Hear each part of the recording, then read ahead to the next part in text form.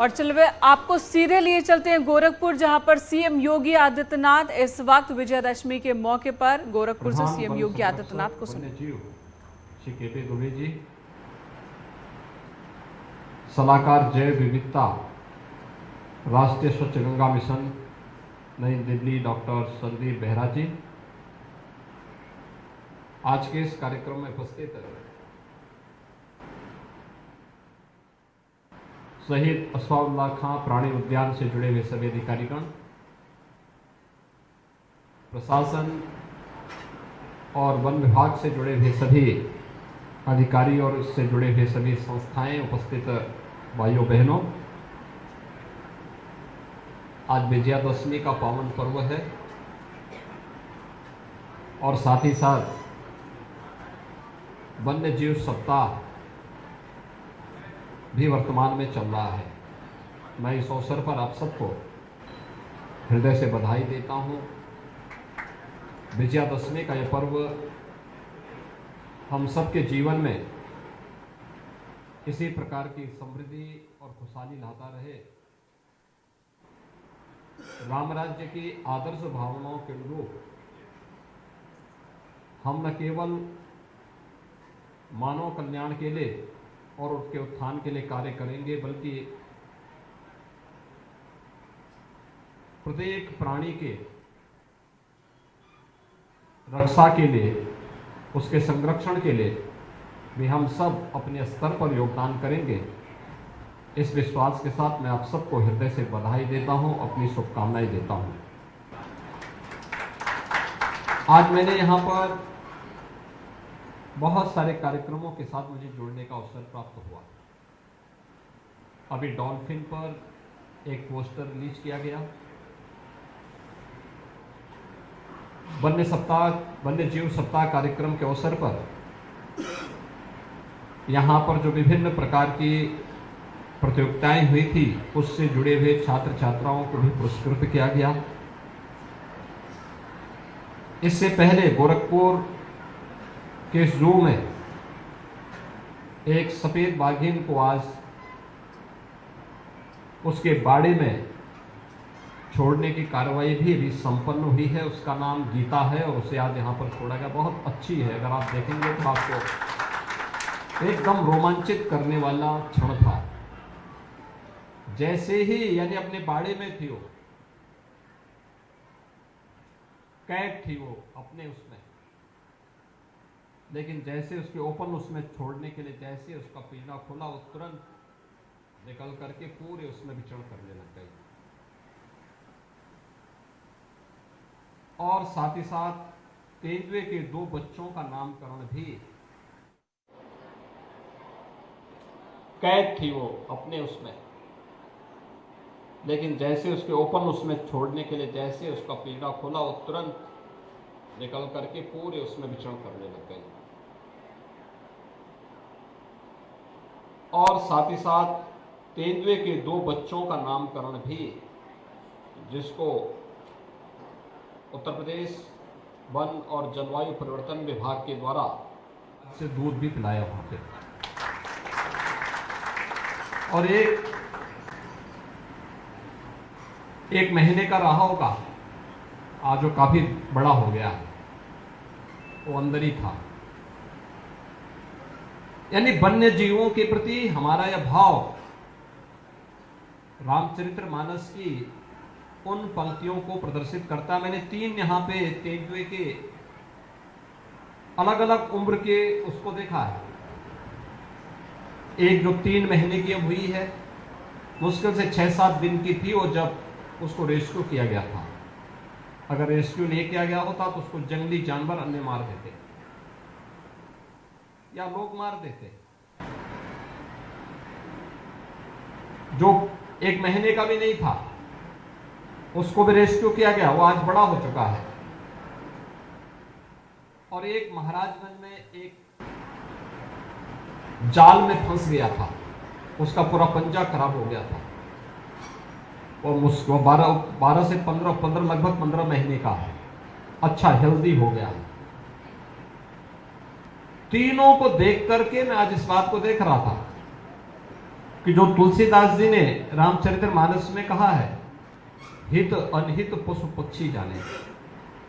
मैं देख रहा था वहां पर, जहां रवि किशन जी गए तो उन पर वो झपट पड़ा तेंदुआ, लेकिन जैसे मैं उसके सामने गया वो एकदम शांति से बैठ गया। यानी इसका मतलब पहचान गया था मुझे, और उसको मालूम था कि मैं उसे नुकसान नहीं पहुंचाऊंगा। लेकिन वहां पर मैं देख रहा था कि वह औरों पे भड़क रहा था, लेकिन मैं भी उसके सामने था, मुझ पे भड़क नहीं रहा था। एक जंगली जानवर है, तेंदुआ है, 15 महीने का है, जंगल के अंदर विचरण करने वाला था, स्वच्छंद वातावरण में घूमने वाला था। एक जाल में फंस गया, वन विभाग ने उसको वहां से रेस्क्यू करके यहां लाया गया, उसकी जान बचाई गई, उसके पंजे का उपचार किया गया, और उपचार करने के बाद आज वह फिर स्वस्थ जीवन यापन कर रहा है। इससे पहले आप याद करिए, आज से लगभग 5-6 महीने पहले मैं यहां आया था, और उस समय मार्च के महीने में मैं आया था। उस समय आपने देखा होगा राइनो आया था यहां पे, राइनो नहीं आ पाया था, और मैंने असम के माननीय मुख्यमंत्री से बातचीत की थी। तो 10 मार्च को उन्होंने वहां से प्रस्थान करवाया था, और यहां पर 13-14 मार्च तक राइनो आ गए थे, और उसके एक सप्ताह के बाद मैं स्वयं यहां आया था। मैं उनके बाड़े में गया था, और जब बाड़े में गया था तो मैंने उसको जब पुकारा, तो वहां पर केयरटेकर था, मैंने उससे पूछा, मैंने कहा क्या नाम है इनका? उसने नाम बताया, मैंने उनको बुलवाया, आया, मेरे हाथ से केला खा करके फिर चला गया। देखिए, उन्हें मालूम है कौन हमारा हितैषी है, कौन हमें नुकसान पहुंचा सकता है। उसके अंदर उस प्रकार का स्पंदन है जो उसे अपने हित और अनहित दोनों के बारे में जानकारी देता है। और आज विजयादशमी का पर्व है। पूरी रामायण की गाथा जो है ना, यह हम सबको, प्रत्येक जीव और जंतु के बारे में, उसके संरक्षण के बारे में एक नई प्रेरणा भी देता है।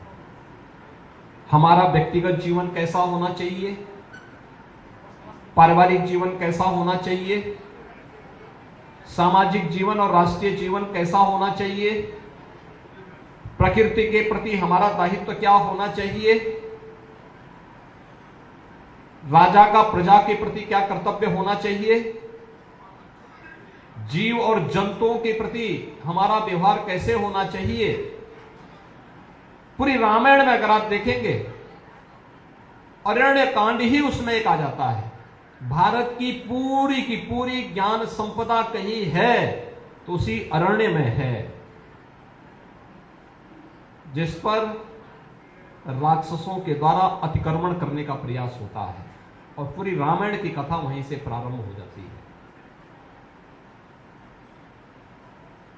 ये अगर आप जीव जंतुओं की बात करेंगे, भगवान राम तो वन में अकेले गए थे अपने भाई और अपनी पत्नी के साथ में। जंगल में वहीं के लोगों ने उनको मदद की थी। जब माता सीता का अपहरण होता है तो वह वहां के पेड़ों से, वहां के पशु और पक्षियों से पूछते हैं कि सीता कहां है। एक प्रश्न उनसे पूछते हैं, और फिर आपने देखा है भगवान राम के सहयोगी कौन बनते हैं? वही वनवासी बनते हैं, वानर बनते हैं, भालू बनते हैं, गिद्ध बनते हैं, यही सब उनके सहयोगी बनते हैं। वहां के पेड़ बनते हैं, वहां की गुफाएं बनती हैं, वहां के पत्थर बनते हैं, वहां के नदी और नाले बनते हैं। हर एक का योगदान है, और तभी तो विजयादशमी का पर्व भी हम सबके सामने आता है। और इसलिए आज का दिन अत्यंत महत्वपूर्ण है कि हम सब इन कार्यक्रमों के साथ यहां पर जुड़े हुए हैं। वास्तव में ये प्रकृति के प्रति, और जो हमारे वन मंत्री ने कहा कि यह जीवन चक्र है, और ये जीवन चक्र तो तभी चलता है, एक दूसरे पर आश्रित है हर व्यक्ति हो या जीव हो या जंतु हो। ये पूरी जीवन चक्र किस प्रकृति के नियमों के अनुरूप जब चलेगा तभी मनुष्य भी संरक्षित रहेगा, और साथ साथ जीव और जंतु के सुरक्षित रहने पर ही हर एक व्यक्ति की सुरक्षा है। मुझे प्रसन्नता है, इस पर यहां पर अच्छा कार्य हो रहा है। राज्य सरकार ने इस दिशा में अपने प्रयास आगे बढ़ाए हैं। हम लोगों ने लखनऊ में प्रदेश का पहला नाइट सफारी हम लोग लखनऊ में स्थापित करने की कार्रवाई को आगे बढ़ा रहे हैं। यह नाइट सफारी प्रदेश के अंदर न केवल मनोरंजन के लिए,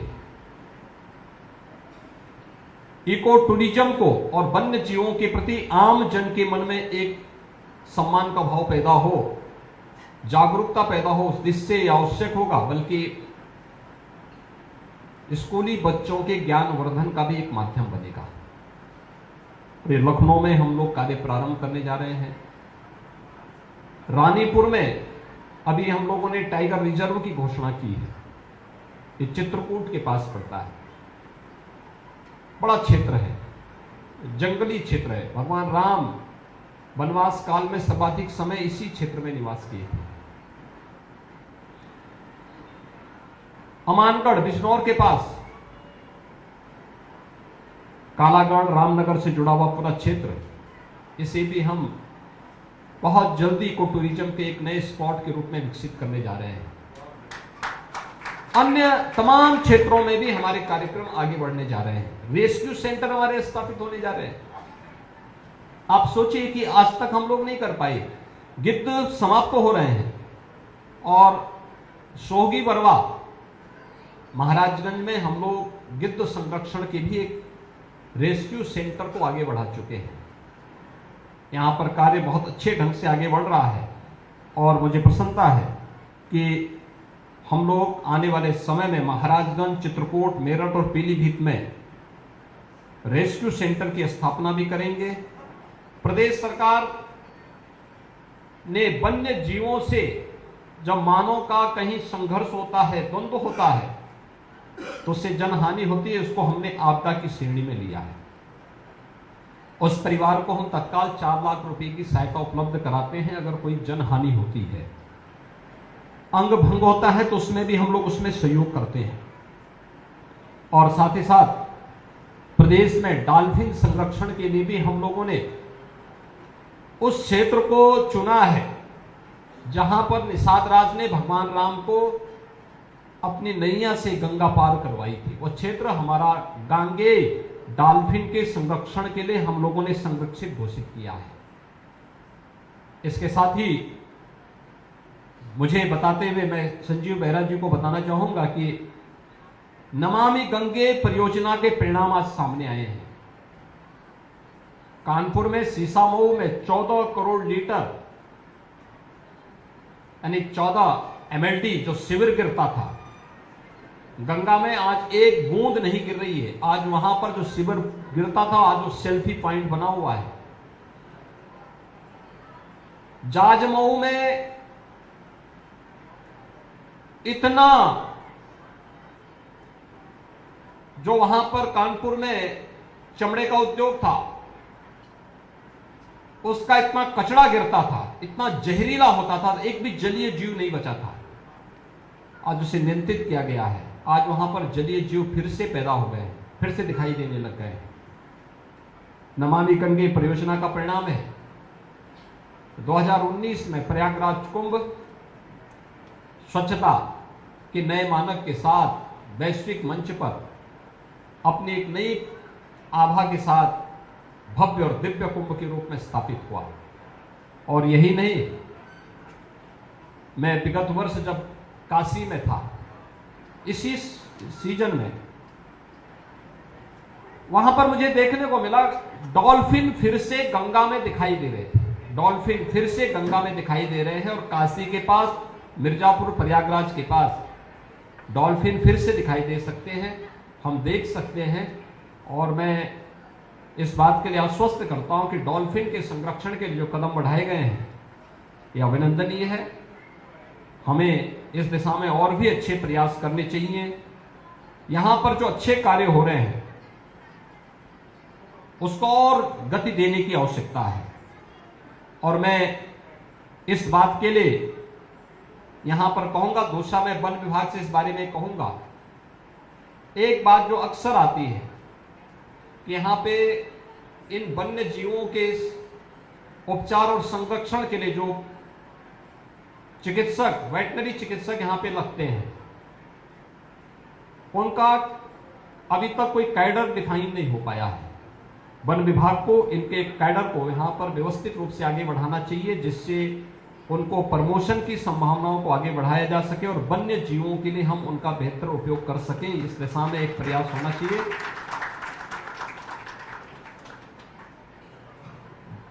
वन्य जीवों के लिए जो प्राणी उद्यान हमारे हैं या जो अन्य वन्य जीवों के रेस्क्यू के लिए भी जो कार्यक्रम हम करा रहे हैं, इस कैडर को हम लोग अगर ठीक ढंग से आगे बढ़ा लेंगे। अभी हम पशुपालन विभाग से इनको लेके आते हैं, फिर एक समय के बाद ये लोग वापस जाते हैं। उनका जो अनुभव का लाभ होता है, उस अनुभव का लाभ फिर वहां पर भी नहीं ले पाते और वहां का लाभ इनको यहां भी नहीं मिल पाता है। हमें इसे डिफाइन करना होगा, इसको अलग से वन विभाग के अधीन ही लेकर के इस कार्यक्रम को आगे बढ़ा करके वन्य जीवों के लिए अलग से ही एक व्यवस्था बनानी चाहिए, जिससे वन्य जीव, पक्षी हो, उन सभी को हम उसके साथ संरक्षित करने का कार्य कर सकें। इस दिशा में बहुत अच्छे कार्य को आगे बढ़ाने की आवश्यकता। वन विभाग ने विगत 5 वर्ष में हम लोगों ने प्रदेश में 100 करोड़ वृक्ष लगाए हैं। दुनिया के अंदर सबसे अधिक वृक्षारोपण का कार्यक्रम अकेले उत्तर प्रदेश ने किया और इस वर्ष भी 35 करोड़ वृक्षारोपण का कार्यक्रम वन विभाग ने प्रदेश भर में किया है। इन वनों के वृक्षारोपण के लिए किए गए प्रयास को हमें और आगे बढ़ाने की आवश्यकता है। एक एक पेड़ की कीमत होनी चाहिए, यानी उसको संरक्षण हमें करने का कार्य अपने ऊपर लेना होगा। अभी जब हम आ रहे थे, कितना घना हमें वहां पर आच्छादन वन का देखने को मिला था और बहुत अच्छा लग रहा था वहां पर। सांसद जी तो पहली बार वहां गए, देख रहे थे। हाँ, पिछवाड़ा से वाला जो हिस्सा से बहुत अच्छा हमें लग रहा था। और मैं चाहूंगा कि हम लोगों को इसी पर, क्योंकि अच्छा पर्यावरण हमारे स्वास्थ्य के लिए भी अनुकूल होगा और प्रकृति की जो ग्लोबल वार्मिंग की समस्या आ रही है, आप देख रहे होंगे इतनी मौसम, इतनी सुबह से ही कल से ही बारिश पड़ रही है। इतनी बारिश नहीं होनी चाहिए। ये बारिश तो सावन के महीने की बारिश है। अब इस महीने में ये बारिश इस रूप में हो रही है। हमें इन सब के बारे में सोचना चाहिए इस प्रकार की, क्योंकि जब भी प्रकृति के साथ छेड़छाड़ होगा उसके दुष्परिणाम भुगतने पड़ेंगे। हमें प्रकृति के संरक्षण के इस दायित्व को अपने ऊपर लेना पड़ेगा। जीवन चक्र को बनाए रखने के लिए वन्य जीवों के संरक्षण के दायित्व को भी अपने ऊपर लेना होगा।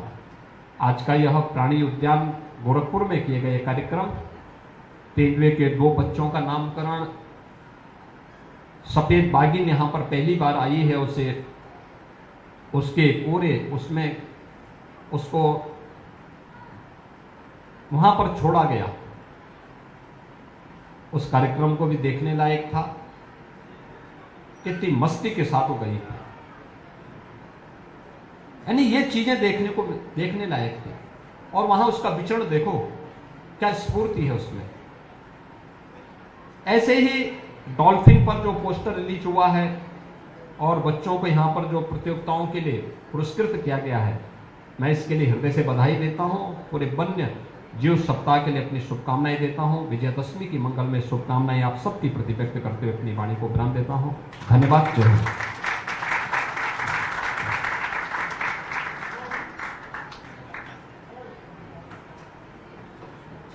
बहुत बहुत आभार माननीय मुख्यमंत्री जी।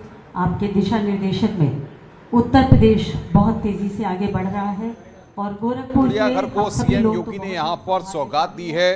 जो उन्होंने कहा कि रामायण में आदर्श जीवन की झलक है। 5 साल में प्रदेश में 100 करोड़ वृक्ष लगाए। हमें एक एक पेड़ की कीमत समझनी होगी। को माननीय मुख्यमंत्री जी के ज़हन में सहेजने की मैं स्मृति चिन्ह के साथ मंच पे आमंत्रित करती हूँ कि आप आए और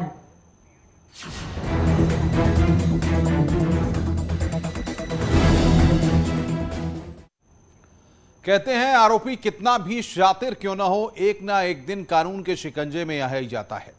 ये कहावत एक बार फिर सच साबित हुई जब मथुरा पुलिस ने 11 महीने पहले हुए सनसनीखेज तिहरे हत्याकांड का खुलासा कर मुठभेड़ में आरोपियों को धर दबोचा।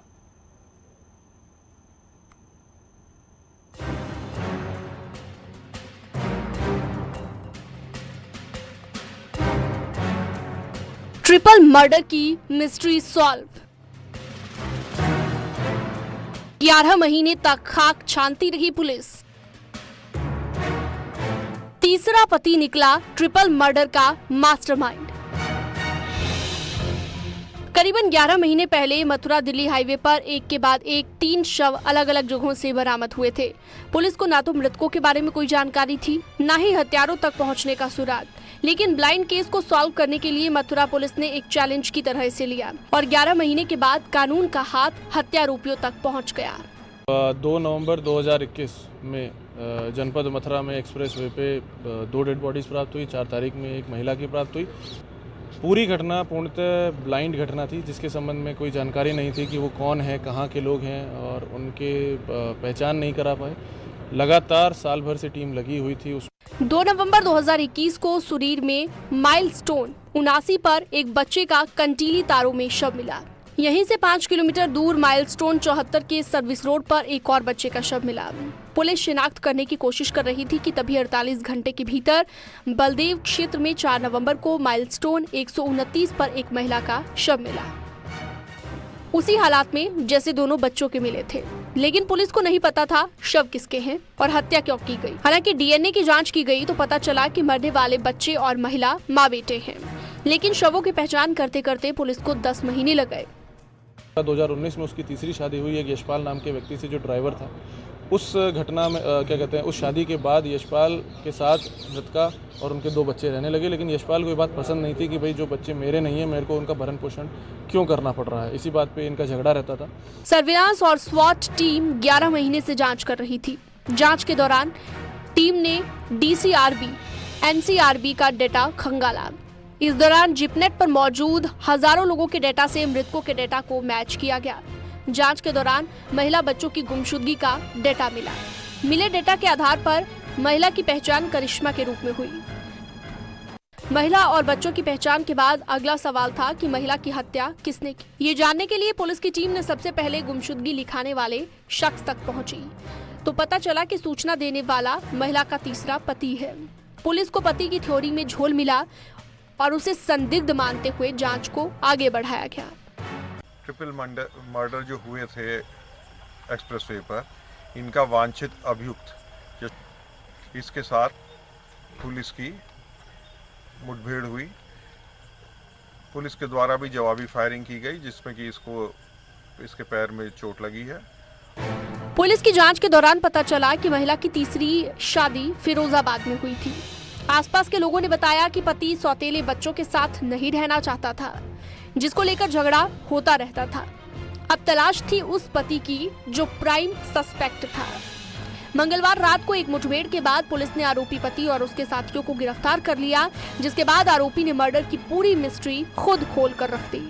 3 दोस्तों को और प्लानिंग में शामिल किया। अपनी पत्नी को दिल्ली बादली भेजा। बादली से गाड़ी में यशपाल, रवि और अजय रहे। उसके बाद आगे से हरियाणा से इन्होंने अरविंद को उठाया। चारों ने शराब पी। गाड़ी में ही चारों लेके चले महिला और 2 बच्चों को। रास्ते में तीनों का गला घोट दिया और उनको हाईवे पे, एक्सप्रेस वे पे बेसिकली अलग अलग जगहों पे उनकी बॉडी को फेंक दिया। आरोपियों ने दिल्ली से लौटते वक्त हत्या को अंजाम दिया और चलती गाड़ी से अलग अलग जगहों पर तीनों शवों को फेंककर फरार हो गए। करीब 11 महीने के बाद ही सही, लेकिन मथुरा पुलिस ने जिस तरह से ब्लाइंड केस की गुत्थी को सुलझाया है और आरोपियों को सलाखों के पीछे भेजा है, वो काबिले तारीफ है। Bureau report, news 18। रुक रहे हैं यहां पर एक ब्रेक के लिए। खबरों का सिलसिला लगातार जारी है। आप देख रहे हैं न्यूज़ 18 उत्तर प्रदेश उत्तराखंड।